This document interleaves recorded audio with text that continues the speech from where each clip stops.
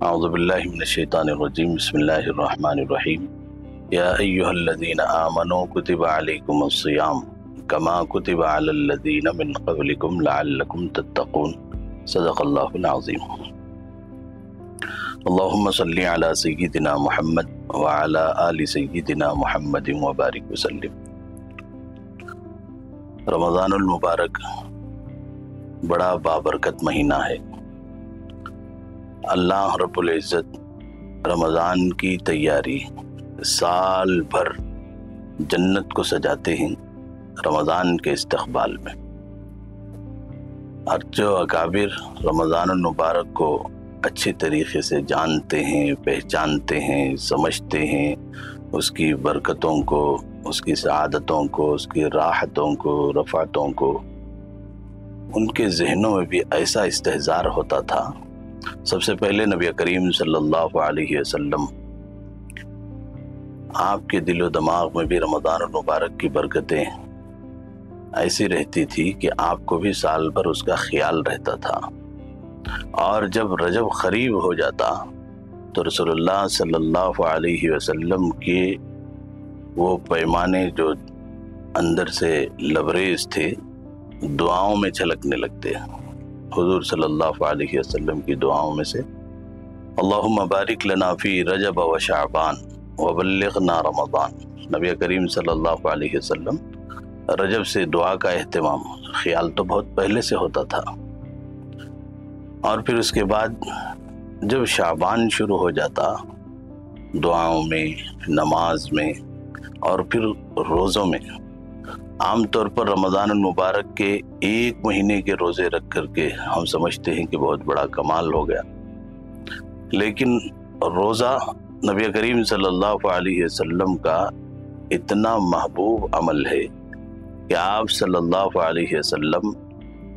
شعبان میں کثرت سے روزے رکھتے تھے، یہ رمضان کی تیاری کے لیے۔ رمضان سے روزہ شروع ہوا، رمضان پر روزہ ختم ہو گیا، ایسا نہیں تھا۔ رسول اللہ صلی اللہ علیہ وسلم شعبان میں اتنی کثرت سے روزے رکھتے تھے کہ کوئی نیا آدمی وہاں پہنچتا اور حضور کو دیکھتا تو اسے لگتا تھا کہ رمضان ہوگا، اتنی کثرت سے روزے رکھتے تھے، اور بالکل شعبان کے اخیر میں وہاں فاصلہ بھی کرتے تھے۔ اور رمضان کے علاوہ ہر مہینہ رسول اللہ صلی اللہ علیہ وسلم کے تقریباً 11 روزے ہوتے تھے۔ ایام 20 چاند کی تاریخ میں 13، 14، 15 ان 3 تاریخوں میں رسول اللہ صلی اللہ علیہ وسلم اہتمام سے روزہ رکھتے تھے۔ اور پھر اس کے علاوہ پیر اور جمعرات، ایک مہینے میں اگر پیر اور جمعرات 4 مرتبہ آتے ہیں تو اس کے 8 روزے ہو گئے، اور پھر ایام 20 کے 3 روزے، یہ 11 روزے رسول اللہ صلی اللہ علیہ وسلم ہر مہینہ رکھتے تھے۔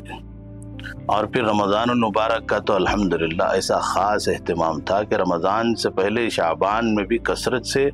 رسول اللہ صلی اللہ علیہ وسلم روزے رکھتے تھے۔ اللہ تعالیٰ نے قرآن پاک میں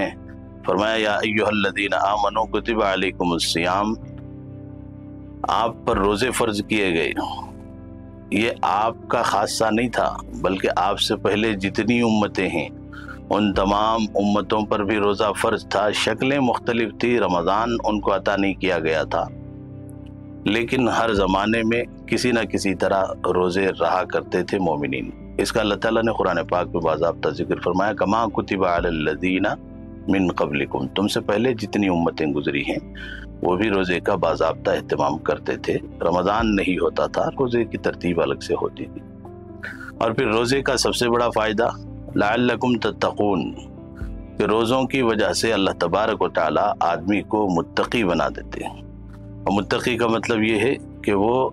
جہاں بھی جائے ہر جگہ اللہ تبارک و تعالی کے حاضر و ناظر ہونے کا اسے خیال رہے، وہ چاہے دکان میں رہے، مسجد میں رہے، کاروبار میں رہے، بازار میں رہے، سفر میں رہے، حضر میں رہے، جہاں کہیں بھی رہے اسے اللہ تبارک و تعالی کا خیال ہو۔ یہ سمجھیے کہ روزے کا مکمل فائدہ ہو گیا۔ لیکن اللہ ہمیں معاف فرمائے، ہمارے روزوں کی یہ حالت ہے کہ ہم روزہ بھی ہیں، کسی کی غیبت بھی کر رہے ہیں، گانے بھی سن رہے ہیں، اور زبان سے گالی بھی ہو رہی ہے، گالیاں سننا، غیبتیں سننا، گالیاں دینا، غیبت کرنا اور نہ جانے کیا کیا، یہ تمام برائیاں روزے کی حالت میں، جبکہ روزہ آدمی کو متقی بنانے کے لیے آ رہا ہے، رمضان آ رہا ہے آدمی کو متقی بنانے کے لیے، اور جو روزہ رکھتا ہے اور روزہ رکھنے والا روزے کی شان کا مکمل خیال کرے، روزے میں اپنے کانوں کی حفاظت، اپنی زبان کی حفاظت، اپنی آنکھوں کی حفاظت،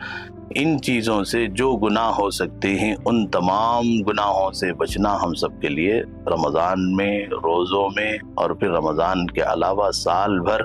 ہمیشہ ضروری ہے۔ رمضان میں اگر کوئی یہ کام کرتا ہے تو اس کے گناہ کا وبال بھی بڑھ جاتا ہے، اس لیے خصوصیت سے رمضان میں روزوں کا خاص اہتمام کرے، اور روزوں کو توڑنے والی چیزیں اور روزوں کو مکروہ کرنے والی چیزیں اس سب سے بھی پوری طرح بچنے کی کوشش کریں۔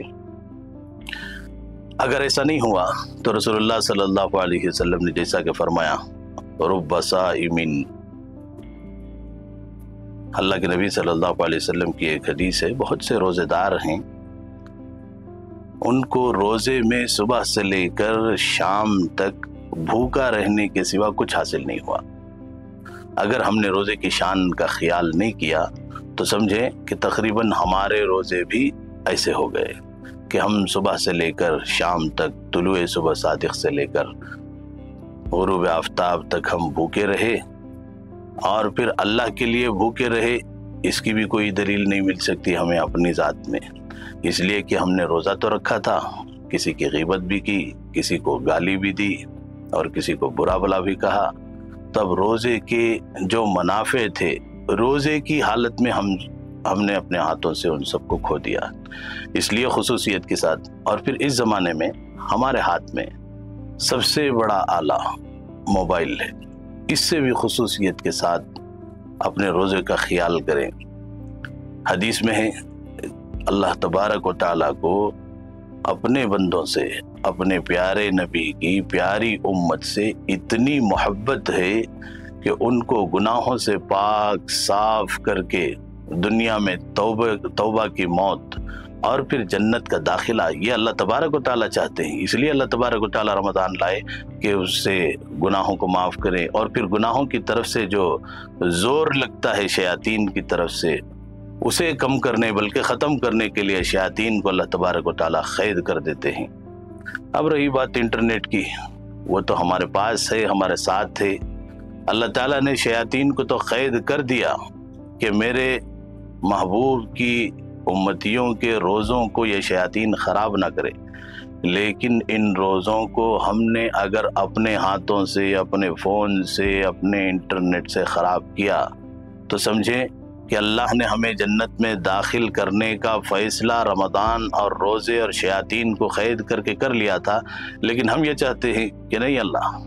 ہمیں جنت میں کہاں جانا ہے، ہم تو جہنم میں جائیں گے، انا للہ و انا الیہ راجعون، ایسی بات ہو جائے گی۔ اس لیے رمضان میں خصوصیت سے تمام گناہوں سے، عام طور پر جو گناہ نظر آتے ہیں، شراب پینا، جوا کھیلنا، یہ جواڑی اور شرابی کتنے ایسے ہیں جو رمضان میں ان سب چیزوں سے توبہ کر لیتے، لیکن کچھ نمازی، دیندار، مسجد میں رہنے والے، پہلی صف میں نماز پڑھنے والے، اور پھر مصلی پر عصر سے عشاء تک بیٹھنے والی خواتین، ذکر کرنے والی، یہ سب اپنے آنکھوں کا روزہ، کانوں کا روزہ، زبان کا روزہ اس کا خیال نہیں کرتے، جس کی وجہ سے روزے کے سارے منافع ضائع ہو جاتے ہیں۔ میں تمام احباب سے، ناظرین سے، عورتوں سے، سب سے گزارش کرتا ہوں کہ وہ رمضان کی شان کا خیال رکھیں، اللہ تبارک و تعالیٰ کی عزت کا خیال رکھیں، روزوں کی شان کے مناسب آنکھوں کی حفاظت کے ساتھ، زبان کی حفاظت کے ساتھ، کانوں کی حفاظت کے ساتھ رمضان گزارے۔ اللہ تبارک و تعالیٰ ایسا رمضان گزارنے کی ہم سب کو توفیق عطا فرمائے۔ وآخر دعوانا الحمدللہ رب العالمین۔